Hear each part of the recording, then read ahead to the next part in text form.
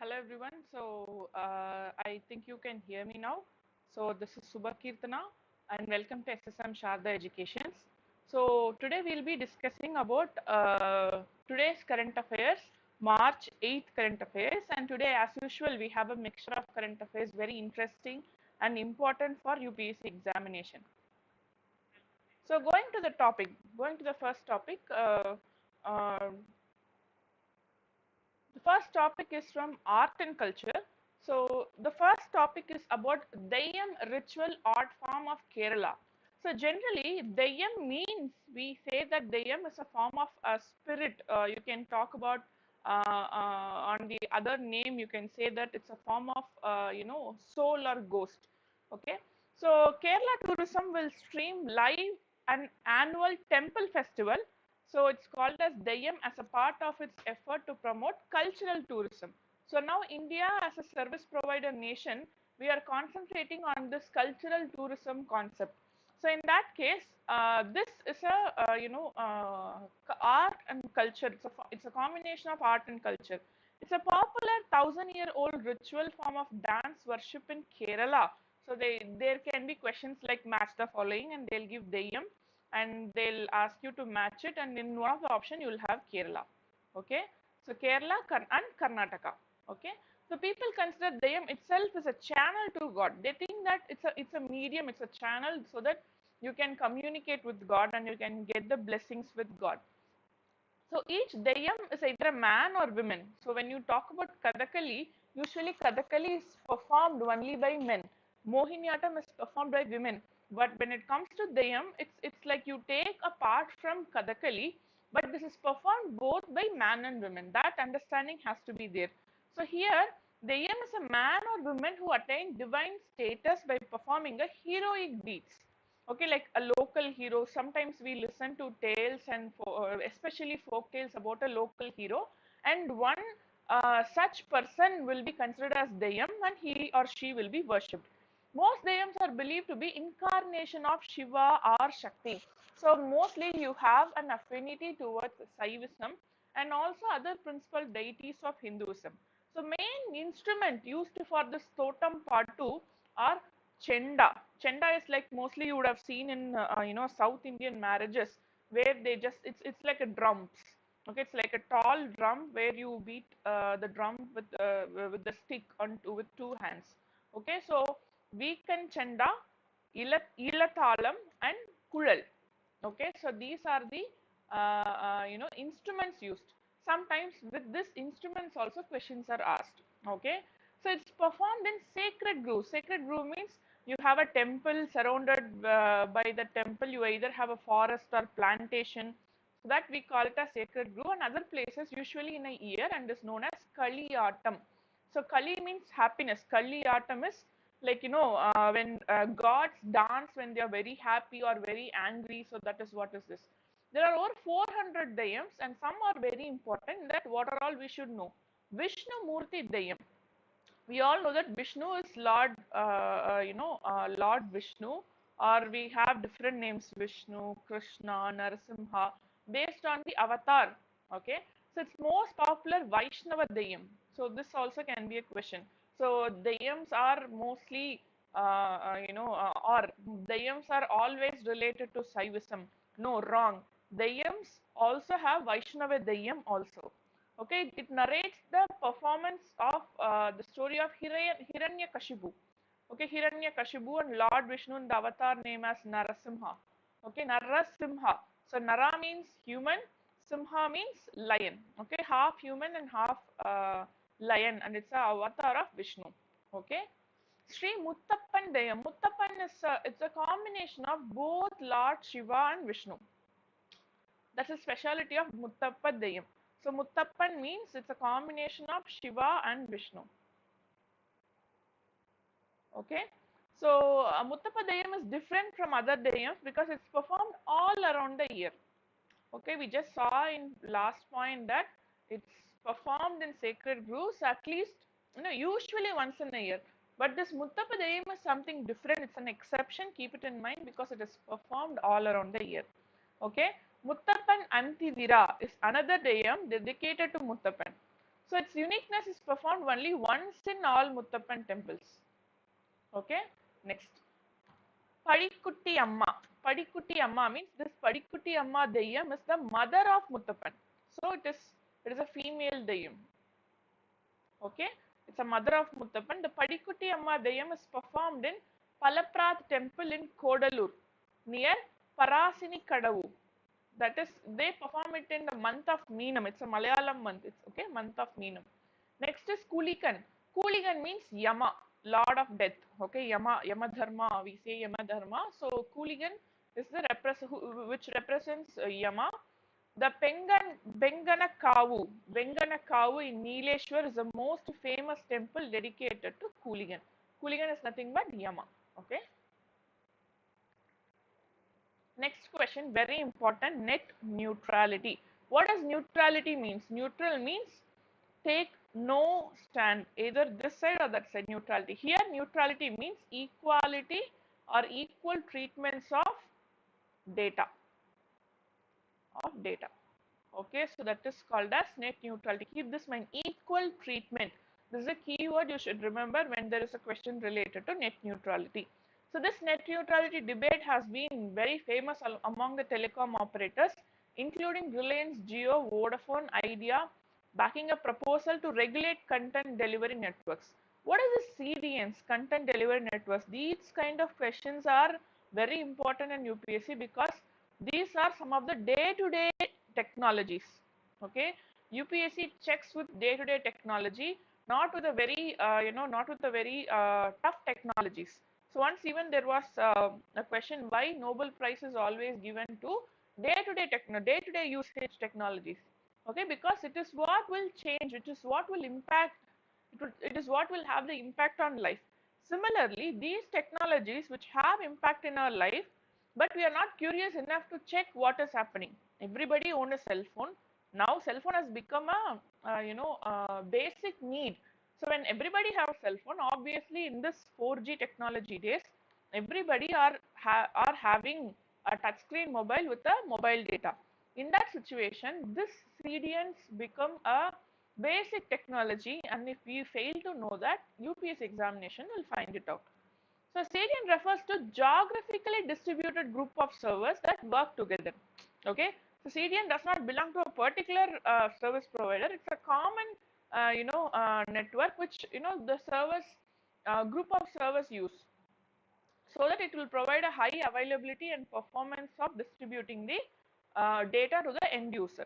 So internet companies employ CDN services to deliver services faster. So in turn, CDN service providers have deals with telecom operators and internet service providers to host servers in their networks. It is used by internet companies including search engines such as Google, OTT content providers like Netflix, Hotstar, Amazon Prime, you all know that, e-commerce companies, banking and financial companies. See, almost everything is using CDN. So it's a compulsion that we should know about CDN. So CDN is a service provider. So what does he do? What does that particular service provider do? They have a geographically distributed server.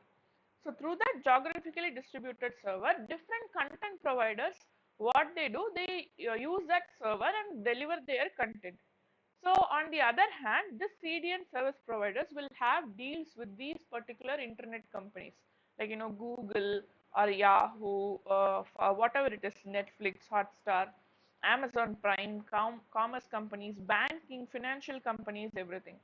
So it was kept out of TROI 2017 recommendations on net neutrality, but a CDN is an exemption to non-neutral practices. So what is net neutrality? Net neutrality means the governments and internet service providers treat all data on the internet equally and does not differentially charge consumers for higher quality delivery or giving preferential treatment to certain websites. So for example, Google will be charged 10 rupees and other search engines should be charged. No, that won't happen. So all data in the internet will be treated similarly. So that is what is called as net neutrality. Network neutrality requires all internet service providers to provide the same level of data access and speed to all traffic and that traffic to one service or website cannot be blocked or degraded. So it can be Airtel or it can be Jio or anything. They have to provide same level of data access. Okay, and it cannot block or degrade any website. Okay, so that is what is this net neutrality. So what is the net neutrality regulation in India? TRAI, that is Telecom and Regulatory Authority of India, has released prohibition of discriminatory tariffs for data service regulation. Very important. Prohibition of discriminatory tariffs for data service regulation 2016 was released by TRAI, Telecom Regulatory Authority of India. See, it's regulation. Don't think it as an act. Act is passed by Parliament. Regulation is usually released by some authorities like this. These regulations prohibit telecom service providers from charging different tariffs from consumers for accessing different services online. For example, what we do, we just charge data packs. Okay, nowadays we don't get a data pack separately like what we had previously. We have a combo pack. Okay, so unlimited, truly unlimited kind of thing you have. So you charge you pay usually like 150 rupees per month, where you have a 1 GB of data, and then you have an unlimited calls kind of plans you have today. So which means that on that internet you can access everything equally. It's not like you can go for Google daily. You can use only some YouTube for only 2 hours per day. That kind of thing you don't have. You are given the data. You are given the internet. You can use it according to your need. Okay, so that is what is given. CDNs are exempted from these rules. This is very important. See, net neutrality regulation is there in India, but this CDN, okay,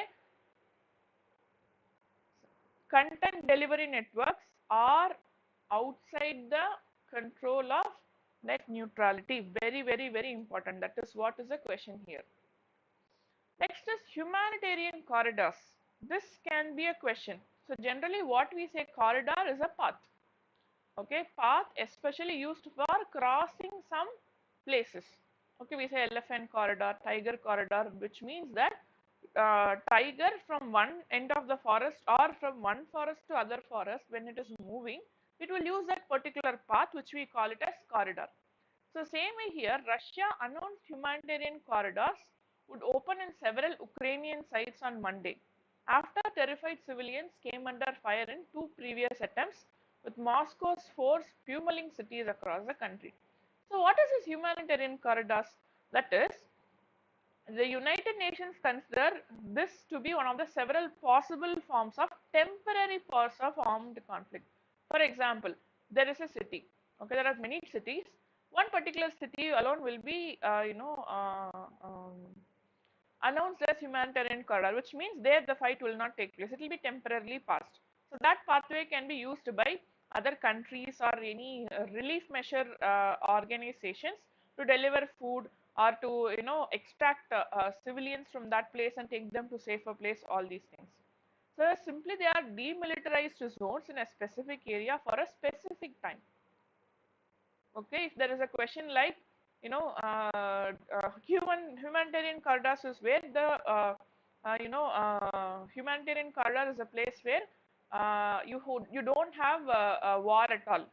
That kind of statement you have, it is wrong. War is taking place there, some fight is going on there, but temporarily passed. Okay, and both sides of armed conflict agree to them. That is both sides. So here in the case of this situation, Russia and Ukraine both take time to announce this humanitarian corridor. What are they for? So with this corridor, food, medical aid can be brought, or civilians can be evacuated. Okay, so it's necessary when cities are under siege and the population is cut off from basic food supply, electricity and water.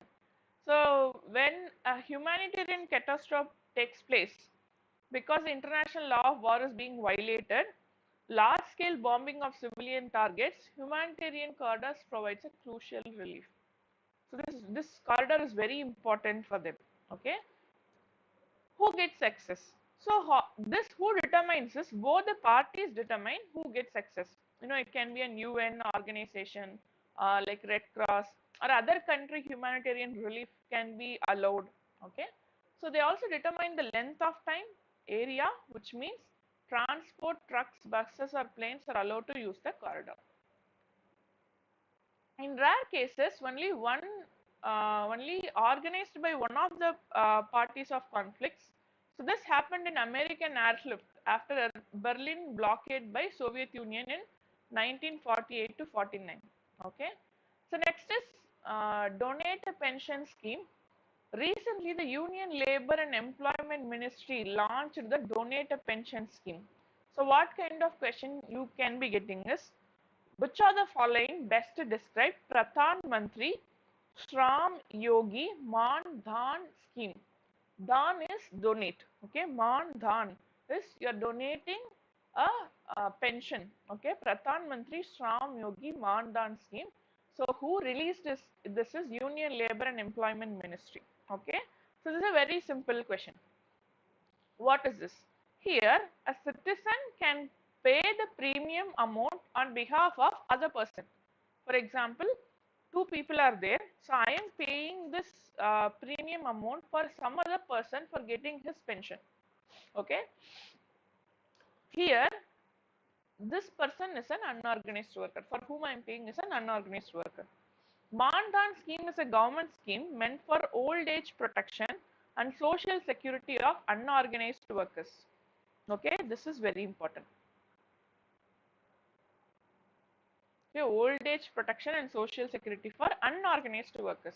So which of the following can come under the category of this Mandan scheme?